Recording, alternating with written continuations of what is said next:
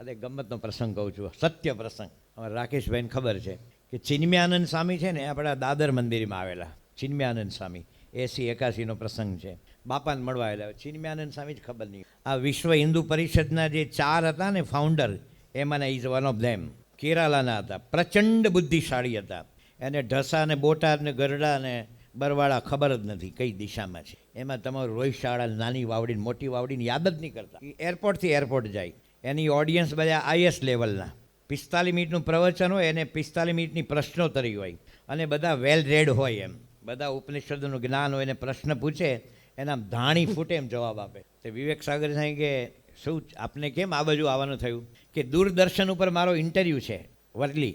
તો વિવેક સાગર સાહેબ કે ઇન્ટરવ્યૂ કોણ લેવાનું? તો કે નાની પાલખીવાલા. કોને ખબર છે નાની પાલખીવાલા? અમેરિકામાં આપણા હાઈ કમિશનર હતા ભારત સરકારના.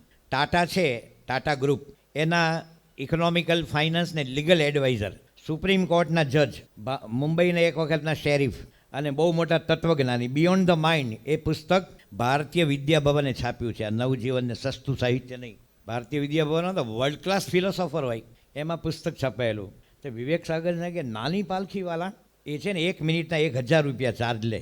તમારે કંઈ પૂછવું હોય તો 18 મિનિટ તમારે કહેવાનું. એ ઘરેથી એરપોર્ટ જતા હોય ને એની વચ્ચે 40,000 કમાઈ લે. એક જણો બેઠો હોય ને દાદર ઉતારી દે. એનો પ્રશ્ન કે 17 મિનિટ. પછી આગળ વધો, હમણાં ઊભા રહો, અથવા રિસર્ચ પેપર લાવો, પછી કોર્ટમાં જજો. મિનિટના 1000 રૂપિયા રોકડા આપવાના. સાહેબ આટલા બધા હશે કે આ કંઈ કાછીઓ છે કંઈ? આ કંઈ ગુવારને ભીંડા વેચવા બેઠો છે? તો વિવેક સાગર સાહેબ કે બહુ અઘરું પડશે નાની પાલખીવાલા જોડે, કારણ કે આટલો અમે જીનિયસ માણસ.